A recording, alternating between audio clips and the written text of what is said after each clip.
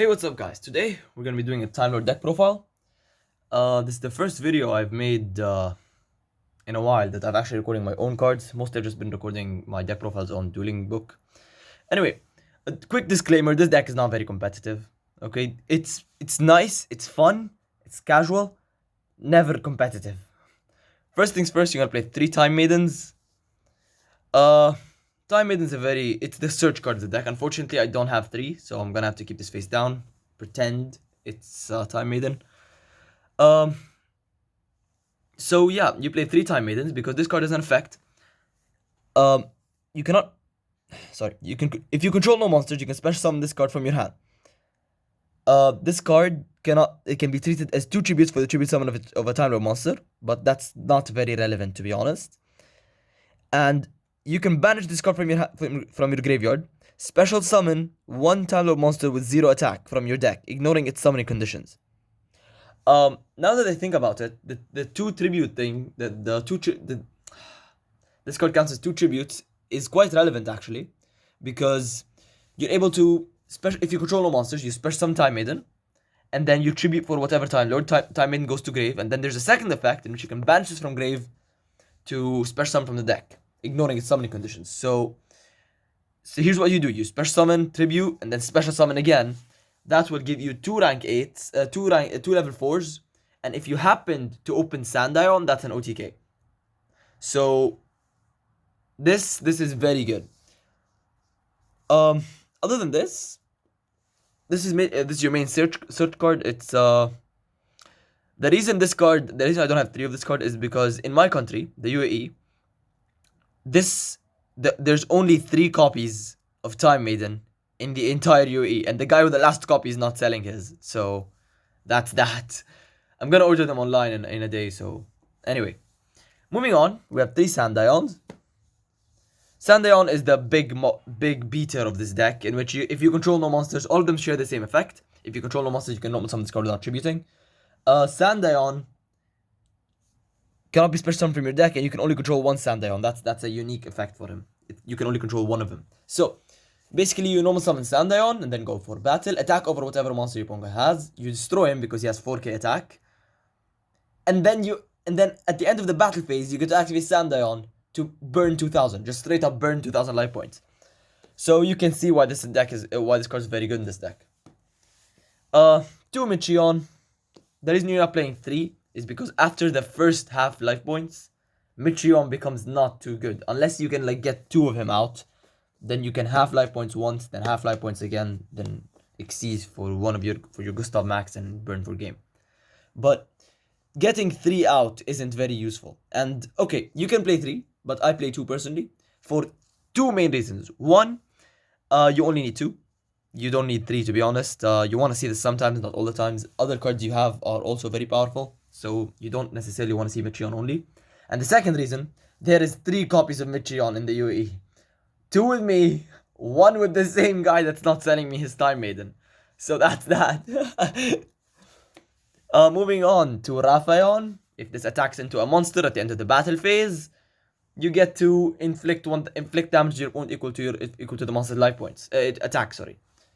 I have to explain something that I just realized I didn't. All Time Lords, just let this focus for a second.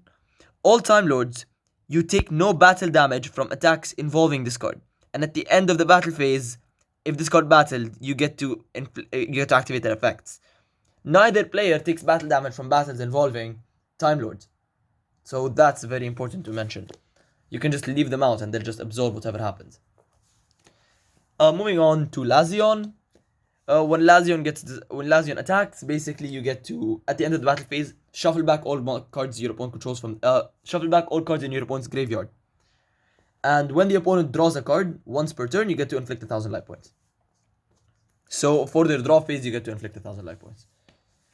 To Xavion. Xavion, at the end of the battle phase, if this card attacked, you get to shuffle back their entire back row. So it's a pretty good effect in today's Yu-Gi-Oh! 1 Matrion, 1 Gabrion, 1 Camion. So these are the one-offs in the deck. Matrion can shuffle your opponent's entire field. Gabrion, shuffles your opponent all your opponent's monsters. It bounces them back to hand. Gabrion shuffles your opponent's field and they draw cards equal to the number of cards shuffled into the main deck.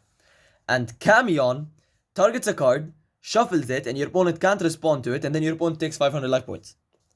So these also help somehow. Though you only play one of them because they're searchable. Moving on, 3 Celestial Transformation. This card's simple effect is special summon 1 fairy monster from your hand.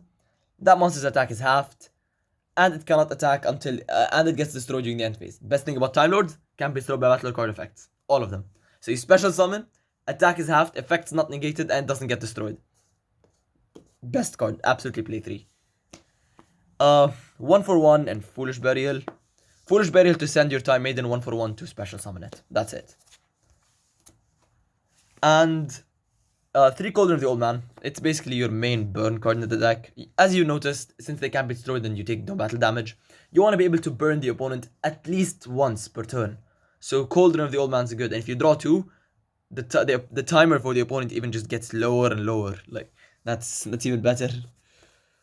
Now here's something I've been actually doing with this deck whenever I play it in casuals. I activate Cauldron and start gaining life points, not inflicting damage. Eventually, you will burn the opponent out. Okay, or they will deck out. One of 2. Eventually. So Cauldron of the Old Man, just keep gaining life points to ensure that you have higher life.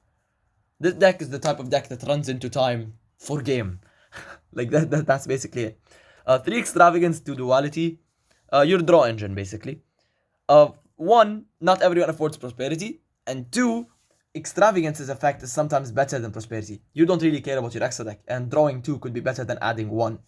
So, Duality, because you rarely special summon except to the effect of Celestial Transformation. So, Duality. And I also don't have a 3rd Extravagance. I'm building Fluandries, and I'm gonna make a deck profile on them in real life, not on Dueling Book. I'm building them in real life.